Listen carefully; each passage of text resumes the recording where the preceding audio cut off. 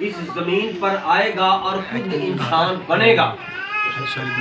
और जब वो इंसान बनकर अपने आप को कुर्बान करेगा और उसकी कुर्बानी के बाद वो हमारे पास आएगा और मेरी आंखें उसे देखेंगी। ये कौन कह रहा है? कौन कह रहा है? ऊंची बात।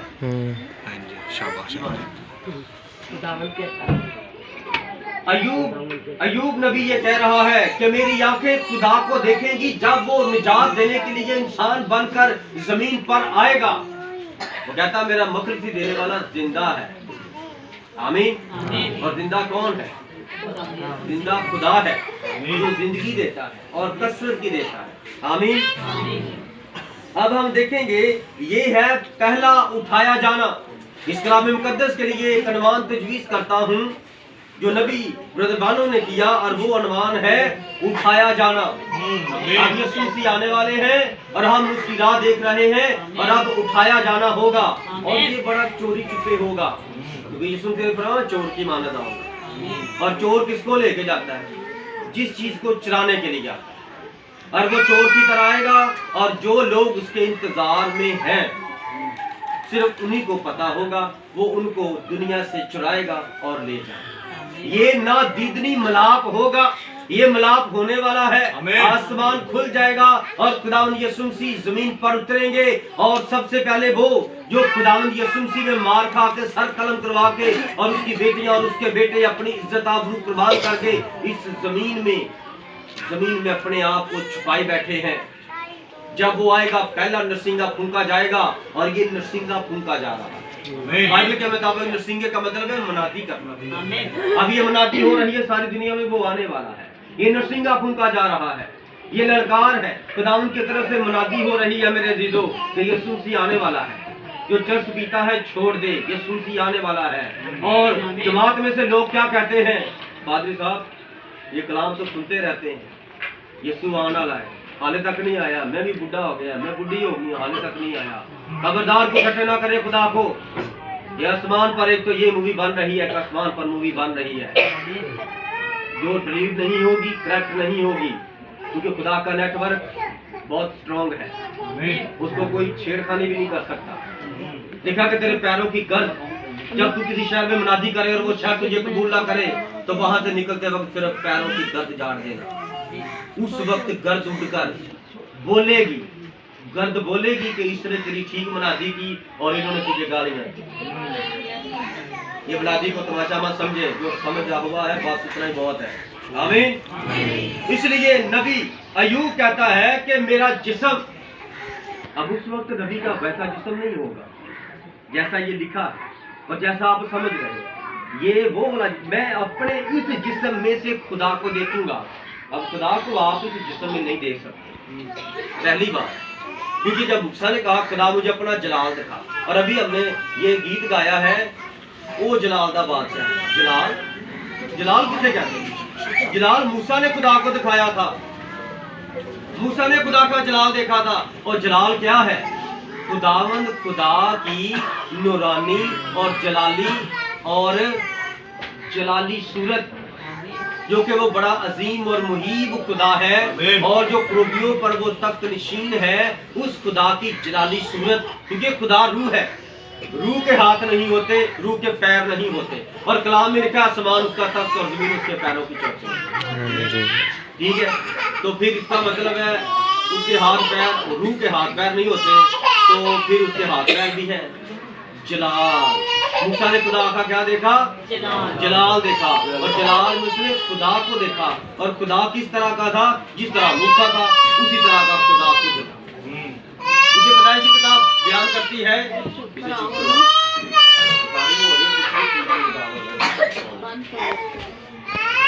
हालेलुया।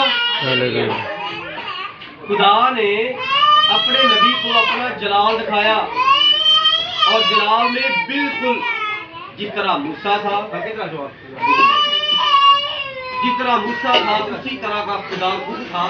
और खुदा ने अपने नबी की बात को कबूल किया और उसको मरने भी नहीं दिया और कहा हाँ ठीक है, अगर तू मुझे देखना चाहता है तो तू पहाड़ के दहाने में अपने आप को खड़ा कर। दो पहाड़ इस तरह साथ लगे थे और खुदा यहाँ हाथ रख कर गुजर गया, और जब हाथ रख कर खुदा गुजरा तो पीछे से उसने देखा जिस तरह मैं पीछे से नजर आ रहा हूँ, इसी तरह उसने कहा खुदा तो मेरी तरह ही है। और कलाम जो खुदाइश में लिखा है वो पूरा हुआ। आओ हम इंसान को अपनी सूरत और अपनी शरीर की मानद बनाएं। हालेलुया। मूसा ने जिसको देखा वो इंसान की तरह था, क्योंकि खुदा ने इंसान को अपनी सूरत पर बनाया था। और उस वक्त मूसा रूह में था, खुली आंखों में वो रोया देख रहा था। रोया में उसने खुदा को देखा। और बाइबल के मुताबिक जो मसीह जिंदगी है, मसीह जिंदगी का पहला आंसर ये है कि आप रोया देखें और आपकी जिंदगी में ख्वाब हो। कलाम फरमाता आखिरी ज़माने में बुढ़े ख्वाब देखेंगे, रोया देखेंगे, जवान ख्वाब देखेंगे, रोया देखेंगे।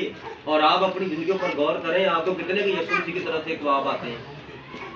कभी कोई यीशु मसीह का ख्वाब आया?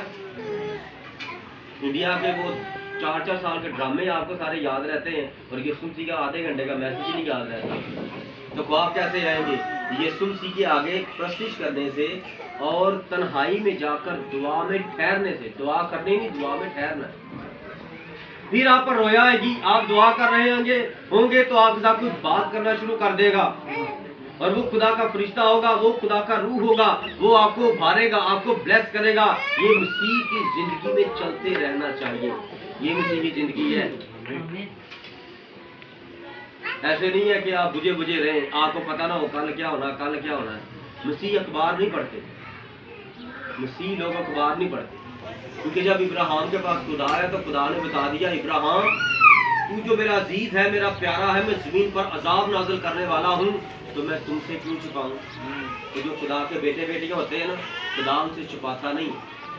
आप खुदा का कलाम पढ़े, खुदा की रोया नाजिल हो, पता चले किस मुल्क में क्या तबाही होने वाली है, खुदा आपको बताएगा। आप खबरें ना देखें, टाइम ज़ाया ना करें, अपनी जवानियाँ, अपनी ज़िंदगी खुदा के लिए वक़्फ़ करें। ये वक़्त तो वही है आने वाला, ये सुनसी आने वाला। जिस तरह अयूब कह रहा मरने से पहले उसके गुर्दे फेल हो गए, उसके सारे जिस्म पर फोड़े निकल आए, ठीक है। और जब गुर्दे फेल हो जाते हैं ना तो जिस्म में पानी पड़ जाता है। आजकल डायलिसिस हो रहे हैं, ये उस दौर में डायलिसिस नहीं थे। उस दौर में बड़े बड़े फोड़े हो गए और उनके अंदर अब्लीस की बुरी रूहें बड़ी चीज पैदा कर दी थी, इस तरह जिसे कहते हैं ट्राटे मार, दर्दे पैदा करती थी सारे जिस्म में। और वो एक ठिकरी लेकर तो इस तरह उनको खारिज करता, और खारिज करते करते वो बह जाती, उनमें से गंदा मादा निकलता, पानी निकलता, और उसका जिस्म इस तरह छलनी हो गया था पिंसियों से, फोड़ों से, और उसके अंदर से रतूबत निकलती रहती थी। उसकी बीवी ने भी उसको छोड़ दिया था, सब ने उसको छोड़ दिया था। खुदा ने अपने कलाम में फरमाया है, तेरे माँ बाप, तेरे बीवी बच्चे, तेरे अजीज, तेरे बहन भाई सब तुझे छोड़ जाएंगे, और मैं दुनिया के आखिर तक हमेशा तेरे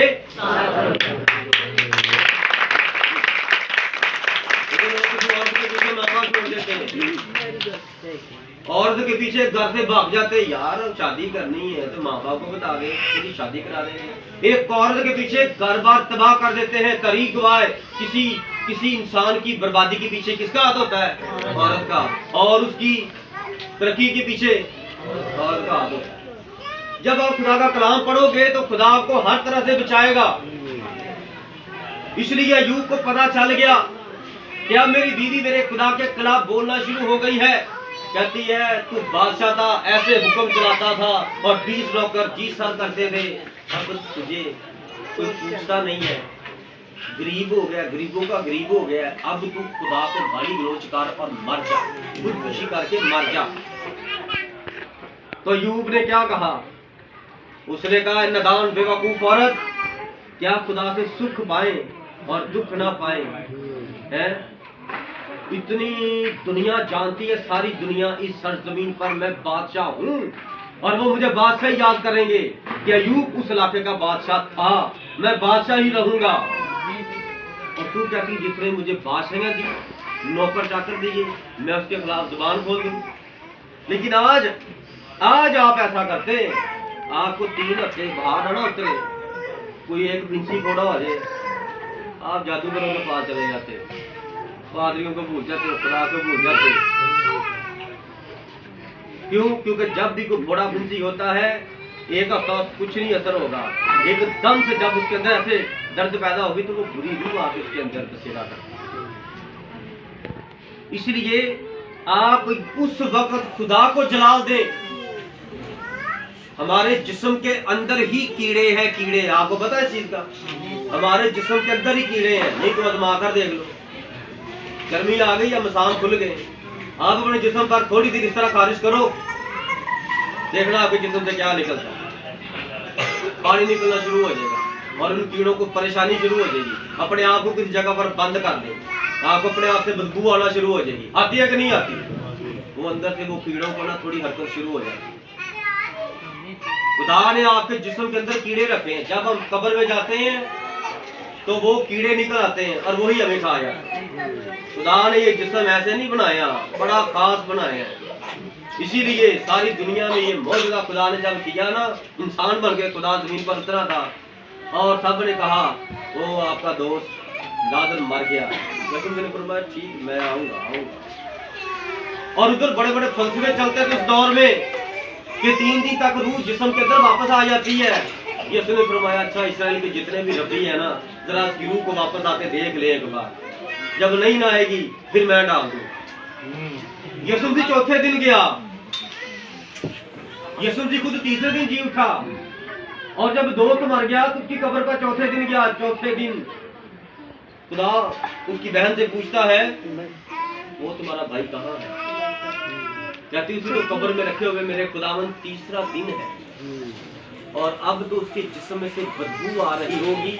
जिस्म ने हड्डियों को छोड़ दिया है और वो लेसदार खून और पानी मिक्स होकर वो निकलना शुरू हो गया। अब उसके पास जाने का फायदा नहीं। खुदा ने फरमाया चलो। और जितने भी लोग थे, रब्बी थे, आलम थे, जिसको पता चला वो सारे यीशु के पीछे। और वहां पर कब्रिस्तान के अंदर बहुत बड़ा मजमा इकट्ठा हो गया। यीशु ने फरमाया जब उसके कब्र से ना ये पत्थर हटा दो। और यीशु ने सिर्फ एक मुर्दे को आवाज दी। कितने मुर्दों को आवाज दी? और अगर यीशु जी फरमाते मुर्दे बाहर आ जाओ तो क़यामत से पहले वहीं पर होगा। लेकिन यीशु जी ने उनको बताना था कि राह, हक और जिंदगी मैं हूँ। हालेलुया। यीशु जी ने सिर्फ एक मुर्दे को आवाज दी, सिर्फ एक मुर्दे को आवाज दी और वो लाजर था। और यीशु की कब्र पर जाकर रोया। अच्छा, ये जो रो रहा है ये कौन है जो रो रहा है? यीशु मसीह जब कब्र पर गए, कब्र पर यीशु मसीह रोया। लोगों ने देखा, उसने कहा यार ये तो उससे बड़ा प्यार करता था, ये तो रो रहा है उसके लिए। किसी दूसरे ने कहा यार ये रो रहा है, तो अगर ये उससे इतना ही प्यार था तो ये पहले आ जाता, उसको मरने ना देता। आमीन। अब लोग इस तरह की बातें करते हैं ना, चाहे कोई भी इंसान हो, कोई कुछ कहता है, कोई कुछ कहता है, लेकिन बातें करते हैं। यीशु जी ने दुआ की आसमान की तरफ निगाहें उठाकर, तो क्या हुआ? खुदाए पाक रूह यीशु मसीह के अंदर आ गया। आमीन। मसीह को फरमाया मैं आप कुछ नहीं करता, मैं आप कुछ नहीं करता, मेरा बाप मेरे अंदर रहकर अपने सारे काम। तो यीशु मसीह ने दुआ की, खुदा पाक रूह यीशु मसीह के अंदर, और यीशु मसीह नहीं बोला, यीशु मसीह के मुंह से कौन बोला? खुदा पाक बोला। यीशु मसीह खुदा का बदन। आमीन। हम कोई खुदा बाप, खुदा बेटे, खुदा पाक रूह, 3-4 खुदा को नहीं मानते, एक ही खुदा है। आमीन। यीशु मसीह ने फरमाया जिसने मुझे देखा उसने, मैं और बाप एक हैं। हम एक ही खुदा को मानने वाले। आमीन। आमीन। और जब खुदावन ने उस जिस्म के अंदर आकर एक शख्स को पुकारा तो वो एक बंदा बाहर आ गया। सारे देखते रह गए, ऐसे आंखें बाहर आ गई। तो यार 4 दिन हो गए तो मरे हुए, तो ये बाहर कैसे आ सकता है? कैसे आ सकता है? जैसे आसमान से खुदा नीचे उतर आया, उसने उसको आवाज दी, वैसे आ सकता है। और उस मुर्दे के लिए खुदा आसमान से उतरा। और अभी जितने मुर्दे जमीन पर हैं, मुर्दों को अपने मुर्दे दफनाने को। आपको पता खुदा को जिन चीजों से नफरत है, कौन कौन सी चीजें? कौन कौन सी चीजें?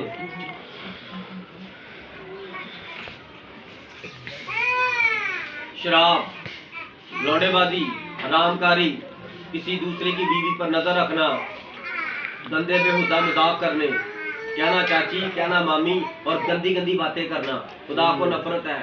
उन शख्सों के अंदर शैतान है। फजूल भी आपके घर में बंदा आता है, उस पर नजर रखो। खुदा ने आपको अपने अपने घर का बादशाह बनाया है। घरों में तब बदी होती है जब आप अपने घर को छोड़ देते हो। अपने घरों पर तवज्जो करो, भाइयों से कह रहा हूँ, जितने भी मर्द बैठे हैं और जो शादीशुदा जिनकी बेटियां जवान है, उन बहनों से कह रहा हूँ, खुदा का कलाम है, आप इन चीजों पर गौर रखें। कलाम फरमाता, मैं अपने इस बदन में से खुदा को देखूंगा। ये कौन सा बदन होगा? जब इंसान मरकर जी उठता है तो उसका बदन जलाली हो जाता है। हम उस सूरत में खुदा को देख सकते हैं, हम इस सूरत में इन आंखों से खुदा को नहीं देख सकते। और ये नबी अयूब कह रहा है, जिसे मैं खुद देखूंगा और मेरी ही आंखें देखेगी, ना कि किसी बगाना की आंखें। मैं इस जमीन पर जिंदा हूंगा और मेरा मगज देने वाले जमीन पर आएगा। वो जिंदा है। वो पहले कह रहा, कहता मेरा खुदावंद जिंदा है। आपको है कोई ऐसा फकर कि आपका खुदा जिंदा है? God bless you brother. हमारे अंदर फकर होना चाहिए। इंसान मर जाए तो उसकी याद नहीं रहती। जब हम फिल्में देखते हैं या कोई खबरें देखते हैं तो देखते इस मुल्क ने उस मुल्क को तबाह कर दिया, तो जो हमारी पसंद का मुल्क होगा हम बड़े खुश होंगे, हमारी इंसानियत मर गई है। वहां पर जो लोगों का कत्ल हुआ है हमने उस पर बात ही नहीं की। हमने तो अपने जो जिस मुल्क ने मारा हमने कहा अच्छा हुआ हमारा मुल्क जीत गया। यार उसने क्या किया? उसने खुदा के बनाए हुए इंसानों को चिथड़े चिथड़े कर दिया और आप उसको एप्रिशिएट कर रहे हैं। खुदा के कलाम में लिखा है कि कोई इंसान इंसान को ना मारे, क्योंकि मैंने इंसान को अपनी सूरत पर बनाया, इसलिए इंसान इंसान का कत्ल है। इसलिए मेरे अजीजों, नबी कहता है मैं अपने इस बदन में देखूंगा। और कब देखा? Hallelujah, hallelujah. कब देखा? अब यीशु मसीह कौन है? यीशु मसीह कौन है? क्या आपको बताएगा यीशु मसीह कौन है? यीशु मसीह खुदा का कलाम है और कलाम खुदा है। इब्तिदा में कलाम था, कलाम ही खुदा। इसका मतलब है जो मसीह है वो खुदा का कलाम है और कलाम ने सूरत पकड़ ली। जैसे ही मरियम ने आमीन कहा, कलाम ने सूरत पकड़ ली और जब वो पैदा हुआ 30 साल का हुआ, उसने बपतिस्मा लिया तो खुदा उस बदन के अंदर उतर आया। लिखा है कलाम में वो कबूतर की माने रूह कुदरत आसमान से नाजिल हुआ। और जो नाजिल हुआ वो कौन था? वो जलाल का बादशाह था, वो रब्बुल अफ़वाज था, जो जंग में जोरावर है, वो जो कादिर और कदूस खुदा है, वो मसीह के अंदर आ गया और मसीह खुदा बन गया। मसीह खुदा का कलमा था, कलाम मुजस्सम हो गया और इस्राइल के अंदर रहा और जिससे उसने छुपाया उनको पता ना चला। और आज तक दुनिया को नहीं पता, आज तक दुनिया यही कही जा रही है यीशु मसीह एक नबी है। कलाम कहता कि यीशु खुदा है। आमीन। जब तक आप इस चीज को नहीं ना मानते आपको निजात नहीं मिल सकती, क्योंकि निजात यीशु नाम में। आमीन। आप शराब पीते हैं, सिगरेट पीते हैं, बीड़ी पीते हैं, नशवार रखते हैं, ये गुनाह है। आप अपने बदन को तबाह कर रहे हैं। सिगरेट पीने वाला बड़ा खुश होता है, लेकिन जब वो अंदर धुआं क्या है? धुआं आग होती है ना, धुआं तो नीचे आग होती है, तो आप अपने अंदर आग लगा के बैठे हो। आप अपने आप को खुद ही अपने हाथों से बर्बाद करते हैं। खुदा नहीं पसंद करेगा, खुदा कोई दुआ नहीं कबूल करता। हम जब भी इस तरह के माहौल पर जाते हैं तो अक्सर क्या होता है, जनाजा पड़ा होता है, लोग सिगरेट पी रहे होते हैं, आए हम दुआ करें, वो चलो दुआ। लोगों को खुदा का कोई पता नहीं है, इसीलिए लोगों को खुदा का नहीं पता और खुदा ने भी अपने आप उनसे छुपाया होगा। लेकिन ये एक ऐसा शख्स है जो मरने से पहले गवाही दे रहा है कि मैं अपने खुदा को इस बदन में देखूंगा। कौन है जो आप में दावा कर रहे हैं मैं देखूंगा और खुदा को रोया में देखूंगा? Hallelujah, hallelujah. इसलिए मेरे अजीजों, खुदा बड़ा अजीम खुदा है, खुदा भला खुदा है और वो जिंदा खुदा है। आए हम इस कुफारे के मुतालिक बात करते हैं। यूहन्ना के जुलूस का 20वां बाब। मरियम जब कब्र पर जाती है तो फरिश्ते उसे बता भी देते हैं और जब वो देखती है अंदर कब्र खाली है, खाली कब्र देखकर तो वो बड़ा रोती है, बाहर आकर बड़ा रोती है बाग, क्योंकि वो बाग इसलिए क्योंकि वो अरमतिया के यूसुफ का बाग था अपना, और उसने अपनी कब्र खुद उस बाग में खुदवाई थी कि मेरे मरने के बाद मुझे यहाँ पर रखा, और उस कब्र में खुदावन को रखा, क्योंकि खुदा इंसान नहीं, कब्रें इंसानों की होती हैं, कब्रें।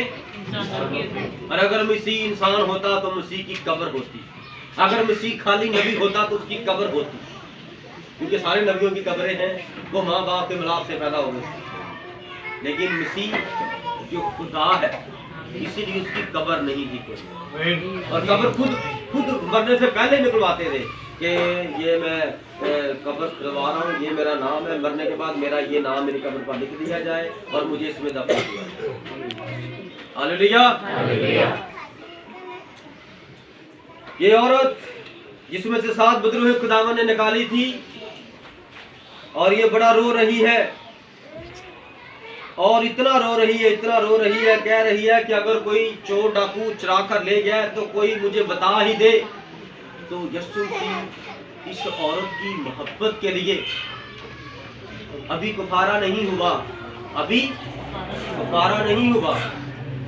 तो यीशु मसीह अपना लहू लेकर जो उसने सलीब पर कुर्बान किया था, वो लहू लेकर अभी आसमान पर नहीं गए, क्योंकि आसमान पर 5वीं डिमेंशन में सारी दुनिया के जितने भी फरिश्ते थे अब्लीस के, और खुद अब्लीस यीशु मसीह की राह को रोक रहे थे। इसलिए यीशु मसीह इस औरत की मोहब्बत के लिए और जमीन पर गवाही के लिए वापस आए, इतना रो रही थी, और यीशु मसीह रूप चेंज किया और एक माली बनकर थोड़ा सा पास बैठकर काम में लग गए।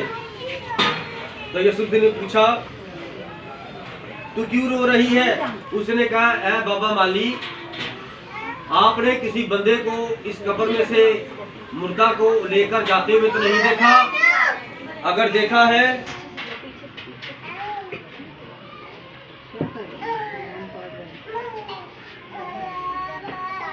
तो मुझे बता दो, मैं जाकर अपने खुदावंद को वहां से उठा लूं, और मैं उसे खुशबू में लगाने के लिए आई हूं। तो यीशु मसीह ने इब्रानी जुबान में कहा, यीशु ने उसे कहा, ऐ मरियम, उसने मुड़कर उससे इब्रानी जुबान में कहा, रबूनी, यानी ऐ उस्ताद। यीशु ने उससे कहा, मुझे ना छू।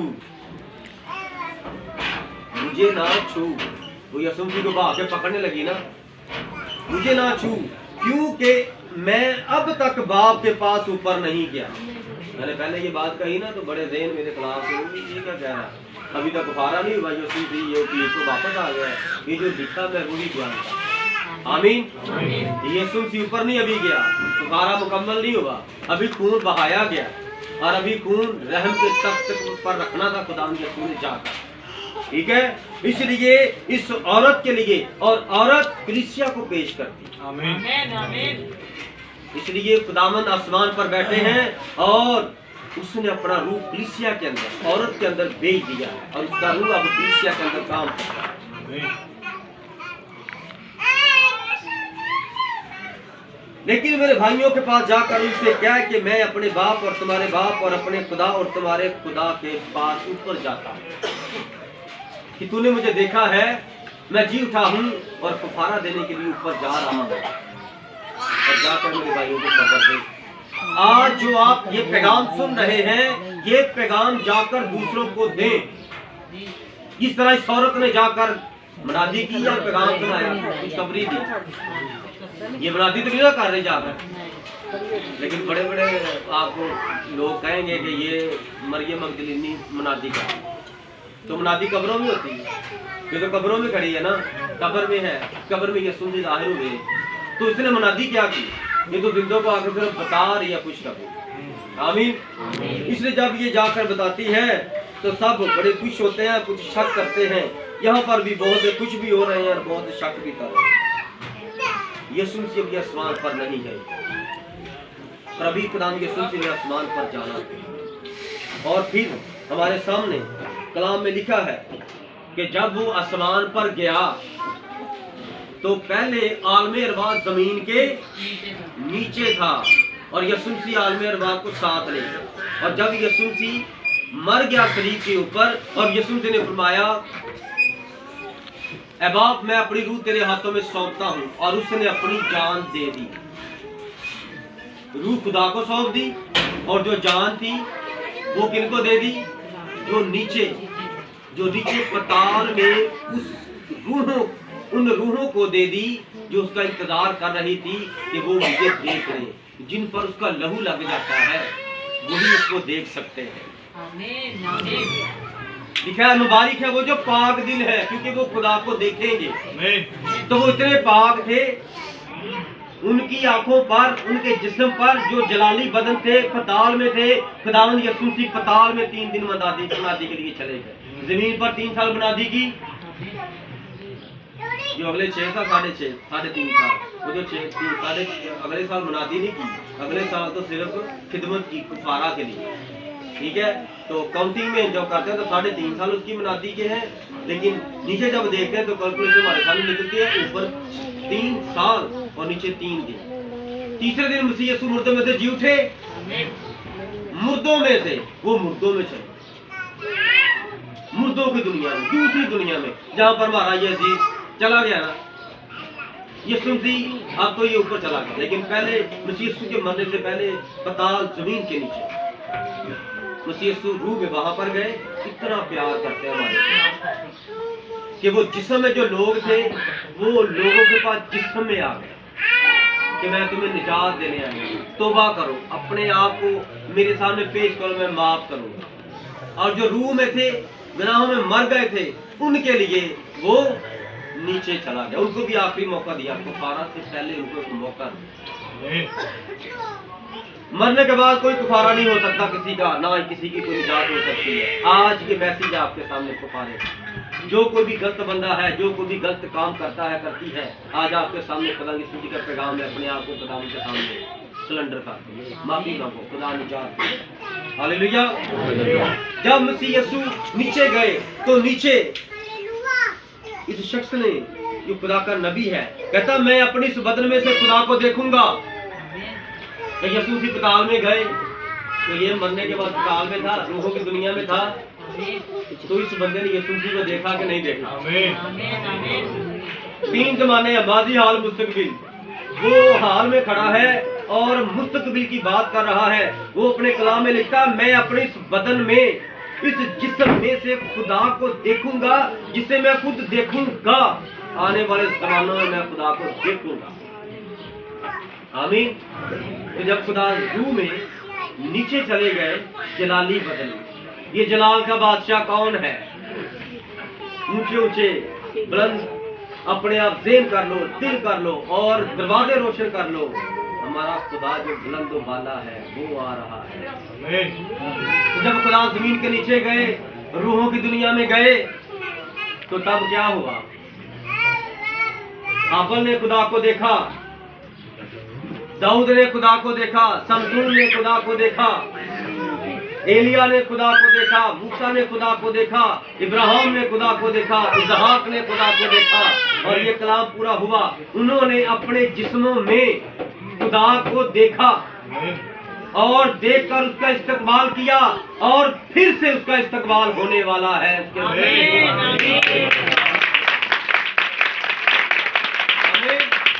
हालेलुया। एक इस्तकबाल हो चुका, रूहों में एक इस्तकबाल होगा। पहले भी खुदा रूह में आया था, जलाली बदन में आया था, अब वो बदन में आएगा, क्योंकि अब बदन वाले भी देखेंगे और रूहों वाले भी देखेंगे। पहले रूहों वाले जो उसमें सो गए हैं वो जी उठेंगे, और फिर जो बदन वाले होंगे वो उनको भी नजर आएगा। एकदम से हमारे बदन यही होंगे और इस बदन की क्वालिटी बदल जाएगी, क्योंकि वो कलाम है, जिसके अंदर उसका कलाम होगा, उसके यीशु नाम का बपतिस्मा होगा, वो उसको खींच लेगा। आमीन। हालेलुया। हालेलुया। अब कलाम के मुताबिक खुदा ने अपने आप को इंसान बनाया, इंसान बनकर खुदा ने कुफारा दिया, और कुफारा देकर जब वो वापिस जा रहा है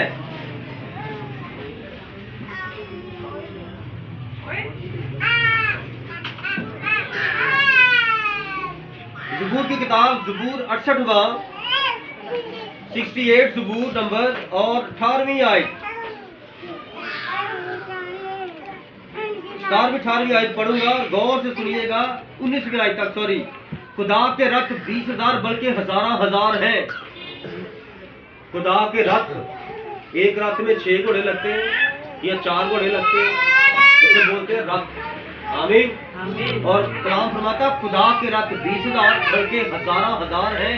खुदा जैसा कोहे सीना में वैसा ही उनके दरमियान मकदिस में है।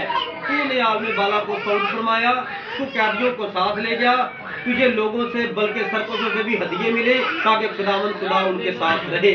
खुदा मुबारक हो जो हर रोज हमारा बोझ उठाता है, वही हमारा निजात देने वाला खुदा है। सीधा आमीन। क्या हुआ जब खुदा ने कुफारा दिया इंसान बनकर, तो जो रूहों ने पताल के अंदर खुदावंद को कबूल किया, खुदावंद ने उनको इनाम दिए, उनको हमेशा की जिंदगी दी और उनको दाहिनी तरफ, और जो कैदी रूहें थी उनको बाईं तरफ लेकर खुदा आसमान की तरफ उड़ गया, आसमान की तरफ प्रवास कर गया। और जब आसमान की तरफ गया तो जो आसमान पर खुदा ने 6ठी डिमेंशन और 5वीं डिमेंशन बनाई थी, ये 6ठी और 5वीं डिमेंशन पताल के नाम से पहले जमीन के नीचे थी।